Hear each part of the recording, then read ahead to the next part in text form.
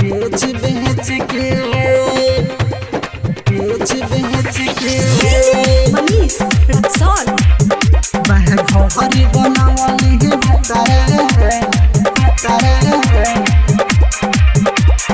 बेच के घर बनावले है भतारा चोली बेच बेच के घर बनावले भतारा चोली बेच बेच के।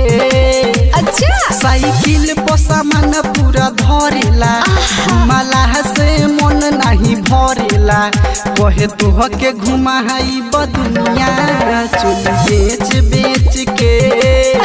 अच्छा घर बनावले है भतारा चोली बेच बेच के। साइकिल पर सामान पूरा धरेला घुमाला से मन नहीं भरेला कहे तुह के घुमाई बदुनिया चोली बेच बेच के। घर बनावले है भतारा चोली बेच बेच के। अच्छा मनीष रक्सौल बेच बेच के घर बनावले है भतारा चोली बेच बेच के। रिकॉर्डिंग बाय बिहारी म्यूजिक चकिया। कबो आवेला सकेरी सोनिया कबो आवेला कुबेरी कहेला जन खबर है सुगी करता बानी फेरी रोज रोज बेचिए के आवेला हो घरवा के खर्चा उठावेला हो घरवा के खर्चा उठावेला हो दिन भर नहीं दम धरेला हो बिजनेस वाला काम करेला हो कहेला हंगा खरीद देबो तोहके चोली बेच बेच के।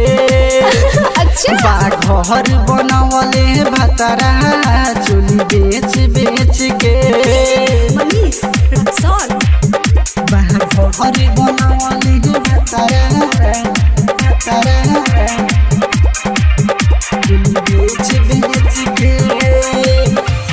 मन जोगे मरद मिलल बाटे बानी बहुत खुशहाल हो बिकी विकास रोज पूछतावे काबा बोलो हाल चाल हो महिमा मुकेश रहे साथ हो आवही में हो गइल रात हो आवही में हो गइल रात हो मुन्ना लाल यहाँ दो इहे कहेला साद बाबू के संगवा रहेला अच्छा जाने पहचान बनवले चोली बेच बेच के।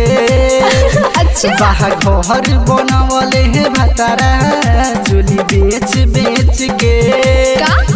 साइकिल पर सामान पूरा धरेला घुमाला से मन नहीं भरेला कहे तुह के घुमाई बदुनिया चोली बेच बेच के। घर बनावले है भतारा चोली बेच बेच के। मिक्स बॉय अच्छा बिहारी म्यूजिक